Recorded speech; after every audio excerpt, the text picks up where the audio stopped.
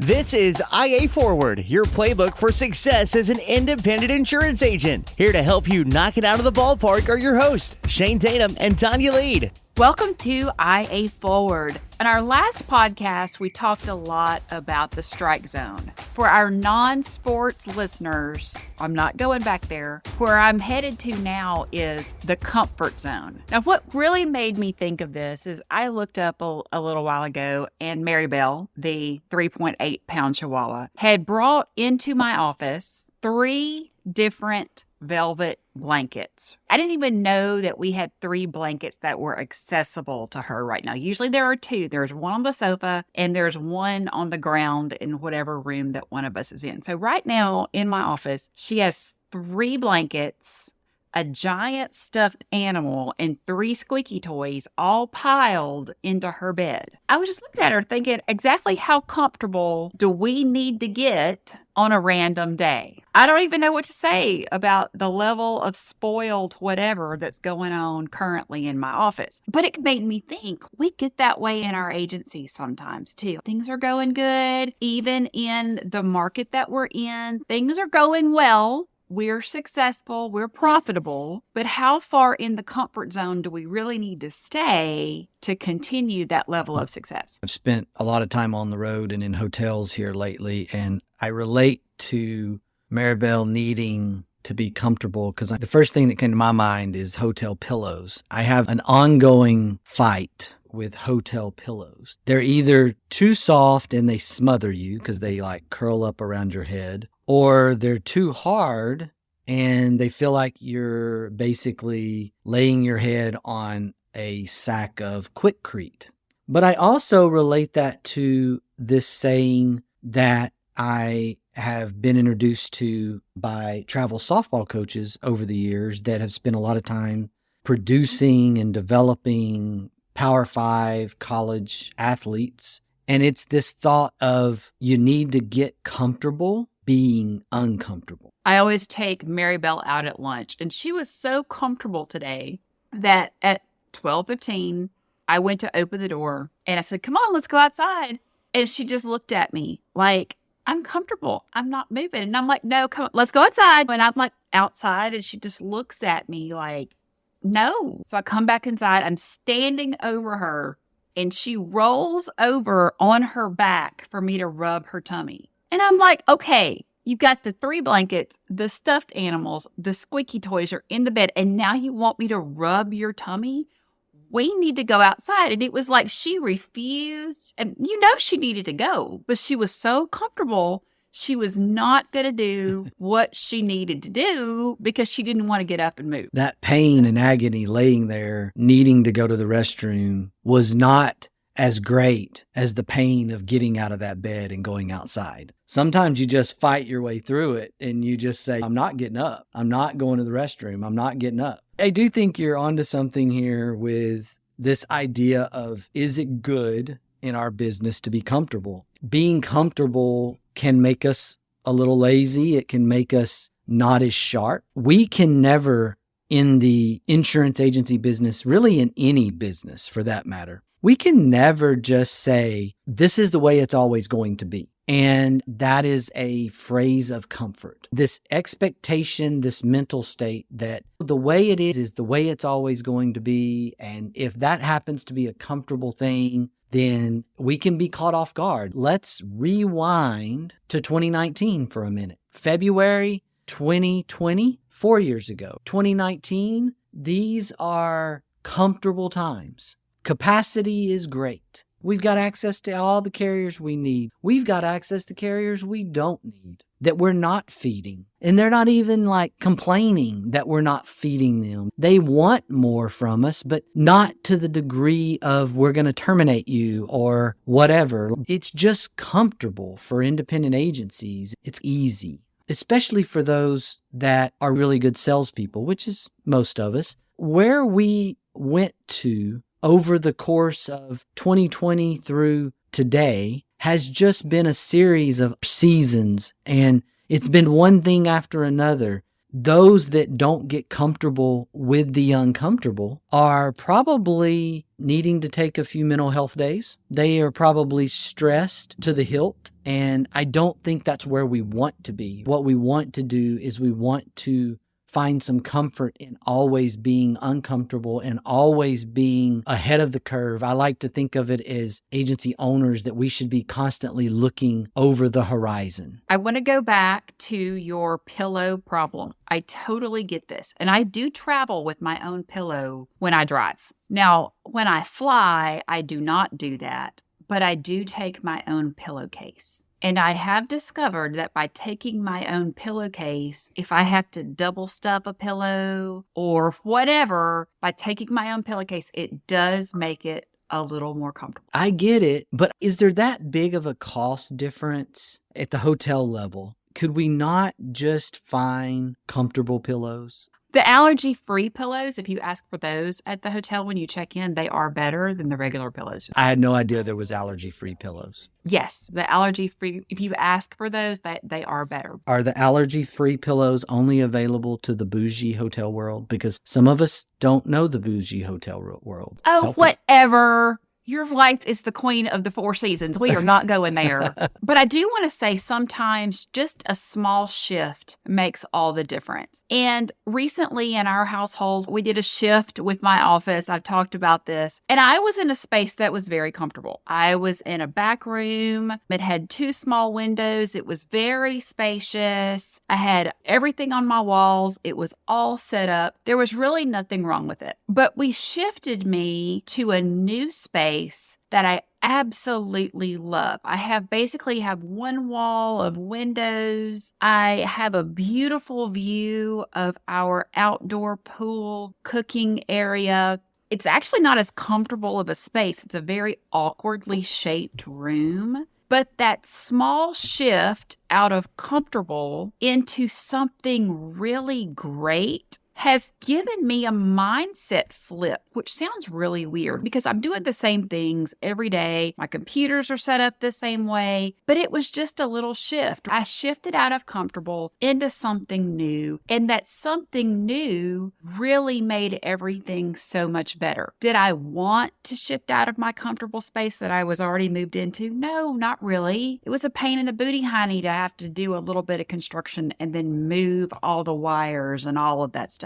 But am I really happy that we did it? Absolutely. I'm going to contradict myself a little bit because during these days of travel, I have discovered that I am not a remote work kind of person. Now, let me define this for a second. Tonya works from home in her office in her home. I work from our office in our main location in Huntington, Texas. I don't consider Tonya to be remote, all right? So let me just define this a little bit. She's remote from me, but I'm remote from her. Now, I spent several weeks working remote from a hotel room, different time zones from where I'm normally at, not in my setting. I am not a good remote worker. I don't like it. I like for my stuff to be where it is. So I want to make sure that when we talk about what is getting out of your comfort zone or being comfortable with the uncomfortable, I want to make sure that I'm clear. That's just something that I have the flexibility to do. And most insurance agency owners and personnel might have the flexibility to do, but that's not where I want to stay. That is not what I'm talking about when I'm talking about being comfortable with the uncomfortable. And when Tonya's talking about her office moving, it was uncomfortable because it was a new office. But now every day she goes to the same office. It's just the new office and it's giving her new energy and it's giving her excitement. And so it's better.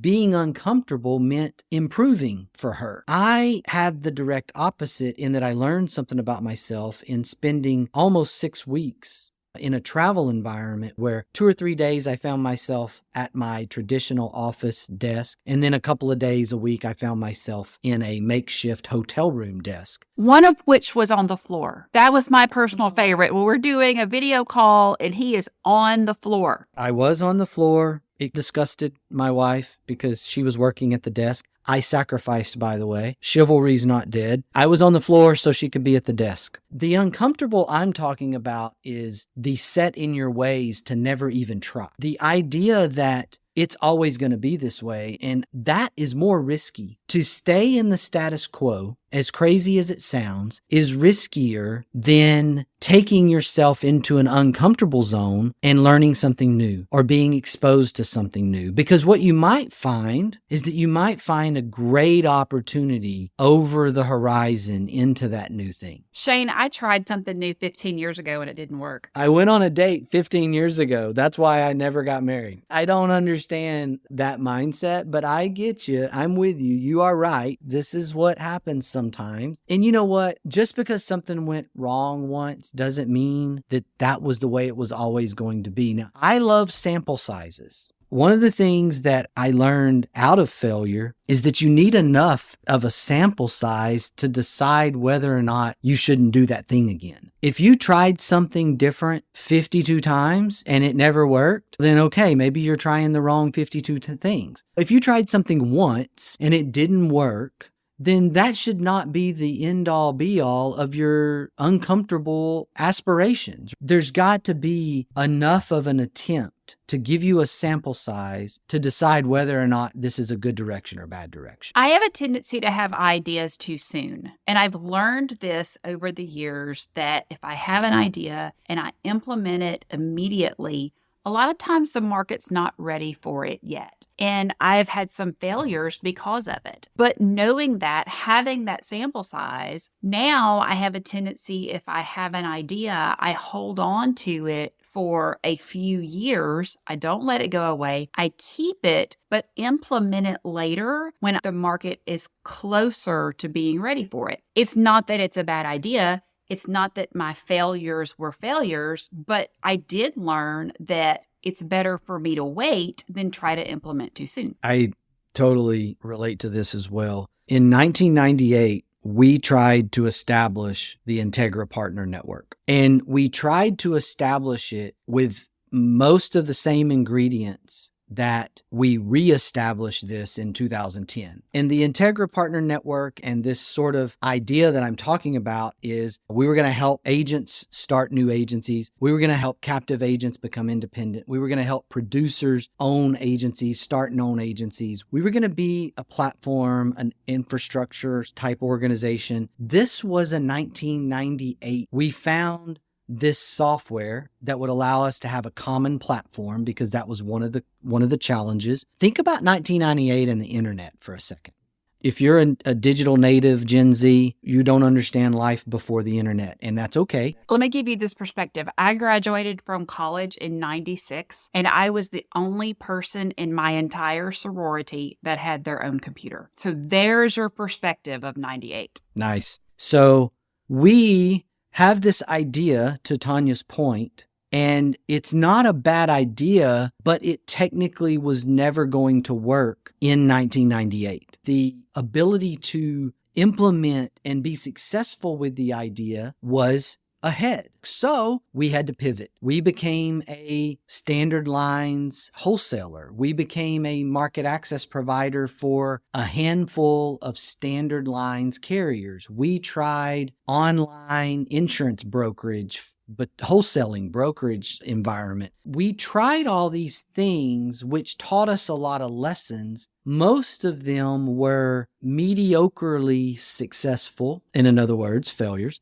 We were here, but we were surviving and we were learning. The uncomfortableness allowed us to reach the place in 2010 to launch into what I would call our successful plan, our successful window. There's a lot to the ideas coming, but they're just not ready. And sometimes you got to let them age a little bit. But don't let it get so aged that it turns to vinegar. And that's what I'm thinking of right now when I'm talking about don't let yourself get too comfortable. Some people are turning into vinegar out there, and vinegar is icky and vinegar is sour, and vinegar is what I'm hearing across social media right now about our market. And vinegar is what I'm hearing agents when they're talking to each other. And what do we need to do to get out of that spot of comfort, especially when your spot of comfort is being gripey, into a new place.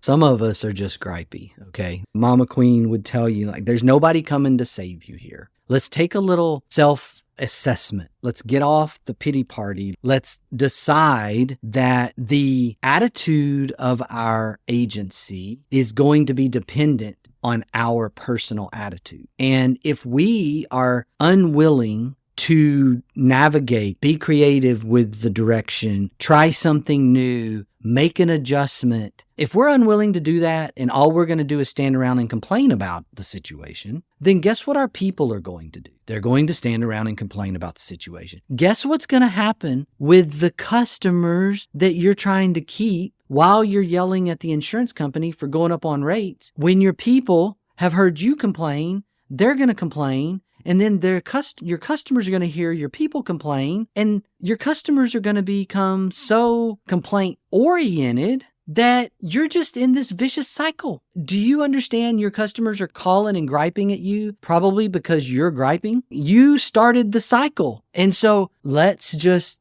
take a deep breath. Let's reassess. Let's make an adjustment. Let's look at the idea of we have a business. Most of us have successful businesses. We should get up excited about that. In some of the worst market conditions in history, we're having success. Maybe it's not ringing the bell sales success every day like you were doing 5 years ago when it was easy, but look at your bank account. Check out your top line growth. I understand your expenses are going up, but aren't you thankful that your top line growth is either matching or exceeding your expense growth during this inflationary cycle? Most people cannot say that. Or think about it this way. You can just be grateful that you're not Wendy's. Wendy's CEO recently made this announcement that they were looking at this idea of going into surge pricing like Uber and Lyft have, and so that their foods were going to cost more during peak times and their food was going to cost less during times that weren't as busy for them. And just like Uber is doing. And so this seems like a good idea. And then the world blows up about this idea. And people start talking about what if you're in line and you're watching the prices. And they even announced how much that they were investing in these new digital boards and the technology dollars they were investing to do this. And people are like, oh my gosh, I'm going to be sitting in line watching my food prices go up, and what kind of anxiety this was going to create. Burger King had a field day with it and announces they're giving away free Whoppers for all the people that are not going to be able to afford their burgers at Wendy's. And 24 hours later, Wendy's has come back and said, yeah, maybe this is not such a good idea, and we're going to take a second look at it. But the world blew up yesterday at Wendy's. Your whole world could blow up in 24 hours, and you could have every political pundit out there slamming you for wanting to keep poor people from being able to afford to eat lunch.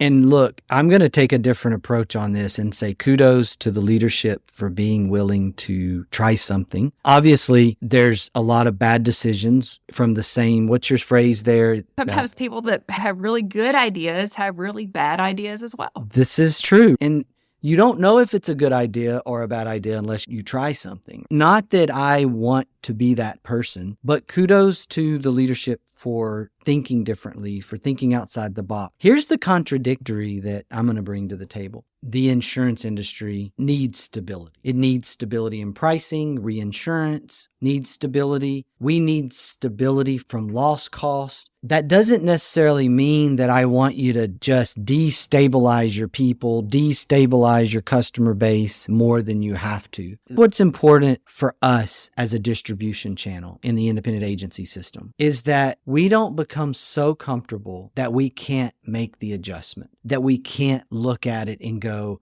hey, there's a shift to surplus lines. We're going to have to take this risk there. I learned a lesson over the last 5 years when I realized that there could be this reality that the surplus lines market's going to pick up some of the risk because that's really the only place there is for it to go. And so if I'm just looking down this, it's going to be this way forever lens 5 years ago. And I'm going, I don't really want to write personal lines insurance in the E&S market. That was a true statement in 2018, 2019. I didn't. Today, it's a little bit inevitable if I'm in a coastal zone. If I'm in an area where catastrophes are more prevalent, I'm probably going to need to think about how can I be efficient with writing in excess and surplus lines. Shameless plug.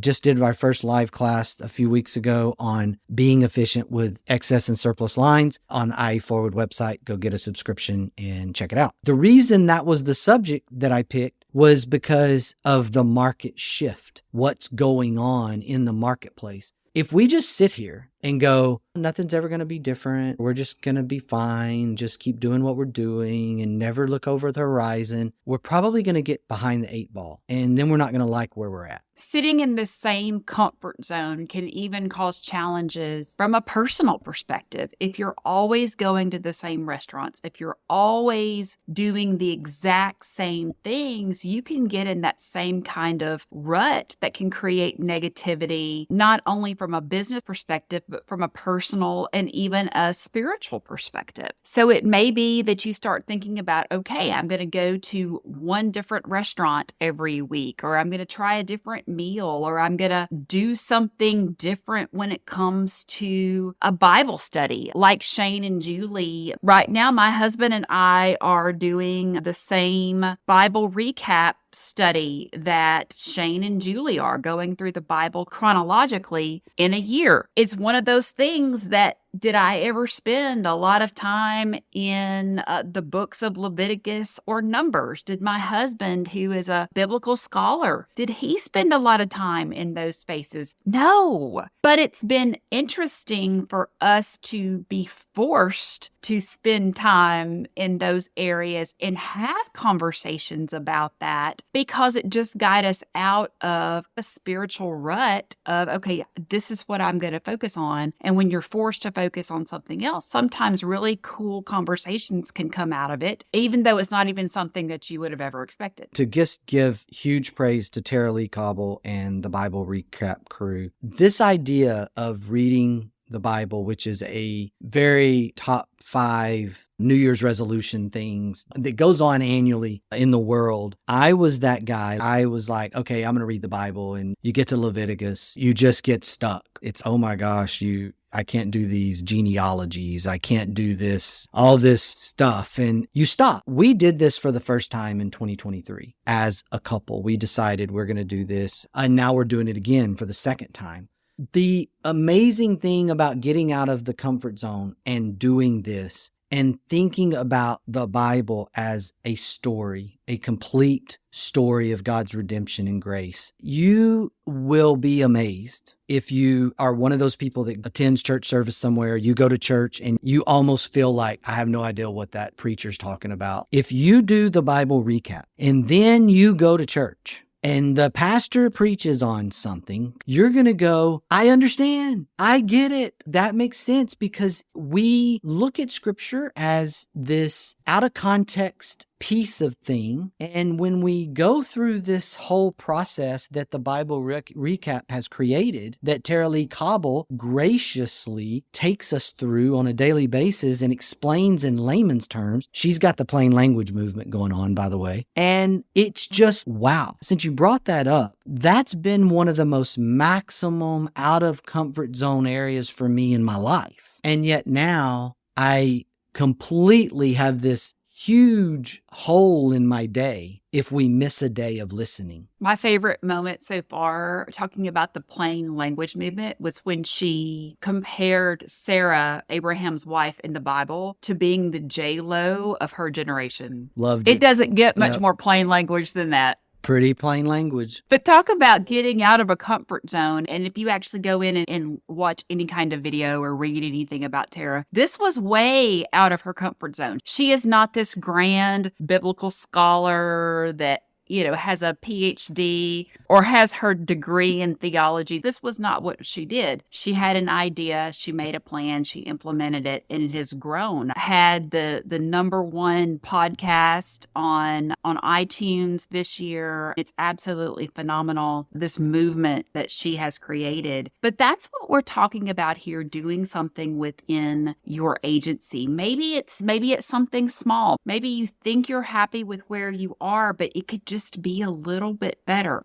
Do that one thing that moves you out of that comfort zone just a little. And when you do that, to use Shane's terminology, that flywheel starts turning, things start moving, and then it snowballs into something great. It's incredible that we're talking about the Bible recap at the same level of podcast as the Kelsey brothers. After the Chiefs and Taylor Swift year and all this stuff, that's where we're talking about this concept went to in only 4 or 5, 6 years it's been out there. It hasn't been out there that long. We can learn a lot from that, from just small, I call them micro adjustments in the batter's box. You don't have to make big swings and adjustment. You don't have to hit a grand slam in your first at bat. What you need to be able to do, though, is make a slight micro adjustment in the box, a little movement, and continuing that little movement every day. I talk to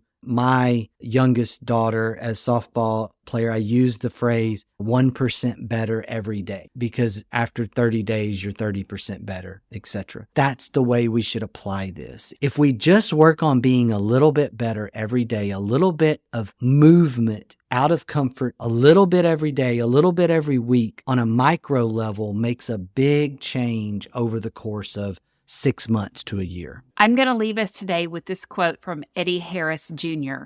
The sooner you step away from your comfort zone, you'll realize that it wasn't all that comfortable. Attitude's a choice. Make a great one. Bye, y'all. Ready to get the ball rolling with your independent agency? Learn more at IntegraAgent.com. That's IntegraAgent.com. Thank you for joining us on IA Forward. Make sure you never miss a show by clicking the subscribe button now, or learn more at IAForward.com.